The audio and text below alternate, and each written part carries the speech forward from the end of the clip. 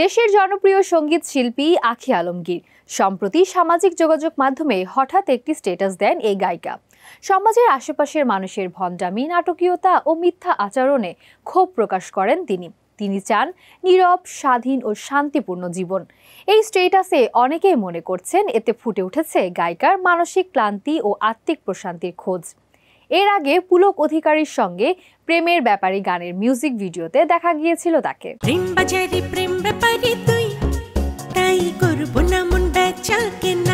সঙ্গীত শিল্পী আঁখি আলমগীর দীর্ঘদিন ধরে স্টেজ শো, একক গান ও প্লেব্যাক নিয়ে ব্যস্ত সময় পার করছেন।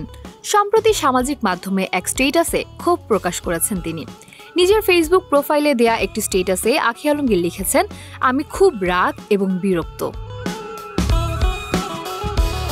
তিনি আরও লেখেন, রাগ করেছি কারণ আশেপাশের কিছু মানুষের নাটক আর অভিনয় দেখে আমি ক্লান্ত।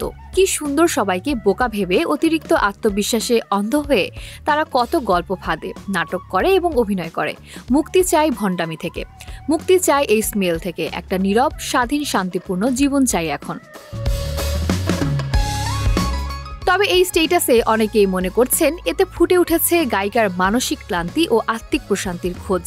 সামাজিক মাধ্যমে দেওয়া এই পোস্ট ঘিরে অনুরাগীদের মধ্যে বিষয়টি নিয়ে শুরু হয়েছে নানা আলোচনা। সম্প্রতি প্রকাশিত হয়েছে তার নতুন গান প্রেম ব্যাপারী, যেখানে সহশিল্পী হিসেবে কণ্ঠ দিয়েছেন পুলক অধিকারী। গানটি প্রকাশের পর থেকে ভালো সাড়া পাচ্ছেন তিনি। সো ভিউয়ার্স, চাইলে সময় নিয়ে দেখে ফেলতে পারেন সুন্দর এই গানটি।